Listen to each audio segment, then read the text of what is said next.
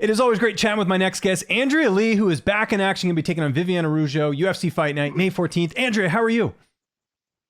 I'm good. I just finished up training just a little while ago. So it's first session in and one more to go. Perfect. Well, glad I'm not getting you late or delayed or anything like that today, which is great. We haven't seen you in a bit. Obviously, big fight. We're really excited for it. Was this the right amount of time off, or were you trying to fight a little bit sooner than that? You know, I was trying to fight a little sooner, but I think that it was the right amount, actually.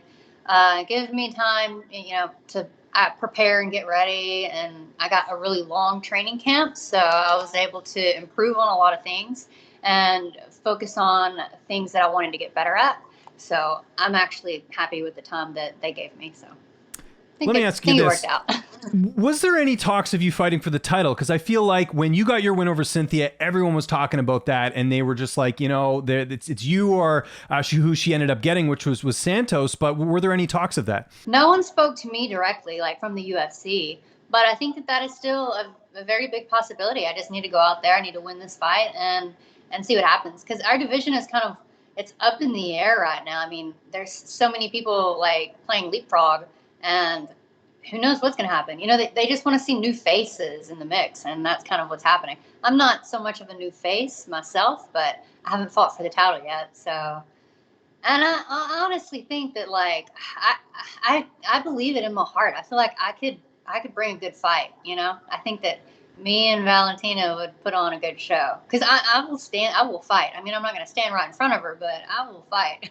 Yeah, no, I know, and I agree. And I was just curious about that because, again, like I said, when you got that win, that's what everyone was talking about. And we can't just glance over that victory. So you got a really impressive win over Cynthia Calvillo. I think it might have been your best performance in the cage. I know it's back in November. It's been a few months, but how satisfying was that win, especially because Cynthia is a pretty big name in the division, and you went out there and you dominated her. It was extremely satisfying, and I'm a huge fan of Cynthia, and I'm actually, like, we're friends. I mean, we're not like BFFs or anything like that, but we have hung out in the past, in Vegas, and she's also,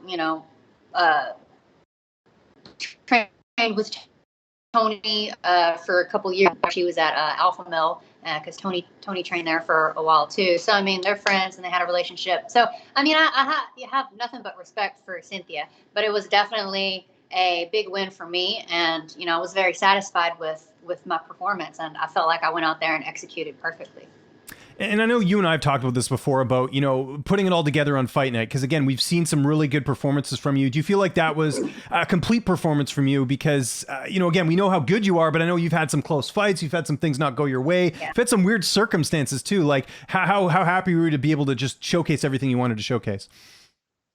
Honestly, there was still a lot of other things that I wanted to showcase. I didn't really get to show everything that I wanted. But at the same time, it's kind of good to keep some tricks in the bag, Yeah. I'm hoping, I can showcase some of those things that I've been working on in this next fight. But with my fight against Cynthia, I'm very happy with everything that I was able to show, and I think I made a statement, and I made people, I guess, believe in me again. I mean, I believe in me, and my team believes in me, but I felt like a lot of people were kind of losing faith in me. And so now I just, I felt like I went out there statement and put my name back in the mix. Let's talk about your opponent here, Viviane Araujo, 10-3 record. How do you feel like you match up against her here? I think I match up great. It's gonna be a tough fight, and I know that she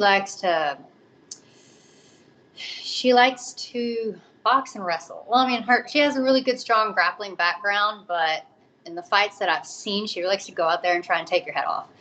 And I expect her to come out very strong and throw everything in the kitchen sink at me, including trying to take me down. But I feel like she kind of gets tired early, or at least she has in the past. And I'm not expecting her to do that, but just based off what I've seen in the past, she'll come out very strong in the first round and a half, and then she'll kind of fade after she's been grappling. Maybe that's just because she has a lot of muscle. I'm not really sure, but that muscle does come at a price. And I'm not saying that I expect that to happen, because I'm expecting the best Viviane, that's ever been. But I do think that it's going to be a great fight. And stylistically, I think it could be a very exciting match. I guess we'll see. Camp, by the looks of it, you did most of it back home, or if not all of it back home. What does camp look like heading into the fight? Yeah, I'm doing all of my camp actually here at home, and I feel great. I'm getting a lot of work with Tony, and I've had some other people come in. I had a few people from San Diego, from Savage Striking. Zach, their lead striking coach, came down to work with me, and then also Tyler Shea. She came down to give me some sparring rounds. She's also getting ready for her own fight on the 29th. And then, of course, Andy came in and gave me some work. And then, of course, I have Victoria Leonardo and a few of the other MMA fighters that are around town that have been helping me out. And I'm feeling really good with my camp. I've just been focusing on techniques and just, sharpening up these things that I've been needing to sharpen, Are you still doing any work with Jim West? I know you used to go to California and train out there. Have you even been in contact with him, or are you just mainly focusing with your coaches? Yeah, we're still in contact. I just have not felt like traveling lately. So I feel like it's best to be able to do everything from home. I know Aspen likes to do everything at home. She doesn't really travel a whole lot herself, so I'm sure that she can relate. She has her own routine, and I feel like I do too. I have a daughter, and I don't have to go and spend 4 weeks away from her. And, I just would prefer to be home so I could just be around her and get my training in. And whereas before I needed to go away so that I could focus because I had a whole lot of other things that at home made me stress out about, but now it's like the storm is calmed and everything is good now, and I can get back to normal here at home. Yeah, no, that's good to hear. Weight cut, assume that's going well. You always make weight, but I know it's you're big for the division, and in a good way. I mean, that's an advantage to have, right? That's a good thing.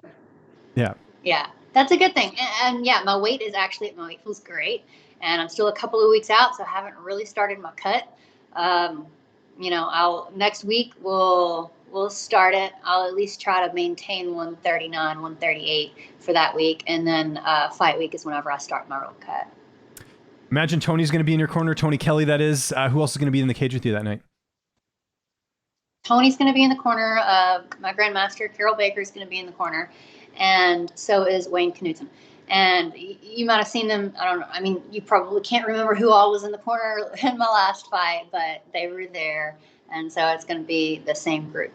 Excellent. Yeah, if it's working, you might as well stick with it. How's this fight playing out on the 14th? I know you feel like you're going to get your hand raised, but how do you envision it going down?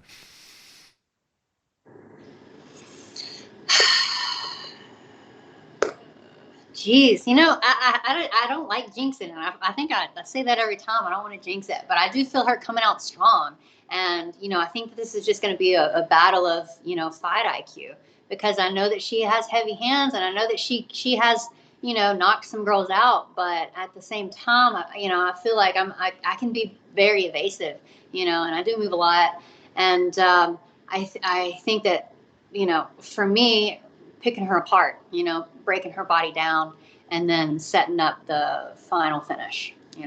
That's the way that I see it. That's what I'm envisioning.